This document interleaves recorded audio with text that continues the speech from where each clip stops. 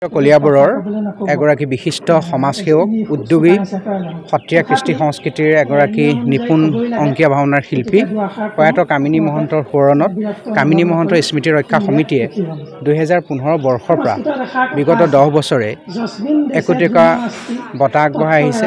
এই বঁটাটো কলিয়াবৰৰ সমাজ, সাহিত্য, সংস্কৃতি আৰু শিক্ষা জগতলৈ আগবঢ়োৱা হয়। এই বছৰো তেখেতৰ আজি পবিত্ৰ স্মৃতি দিৱসত কলিয়াবৰৰ দুগৰাকী উদীয়মান সাহিত্যিক আৰু বিশিষ্ট কবিক এই বঁটা আগবঢ়োৱা হৈছে। বিশিষ্ট গল্পকাৰ ধ্ৰুৱজ্যোতি শৰ্মা ডাঙৰীয়াক 2025 বৰ্ষৰ আৰু যুটীয়াভাৱে একেলগে উদীয়মান কবি, যিগৰাকী শাৰীৰিকভাৱে যথেষ্ট অসুস্থ, কিন্তু তেওঁৰ সৃষ্টিকৰ্মত কেতিয়াও সেই ব্যাঘাত নজন্মায়, আমাৰ বৰভগীয়াৰ নৱজ্যোতি বৰালৈ যুটীয়াভাৱে এই বঁটা আগবঢ়োৱা হৈছে।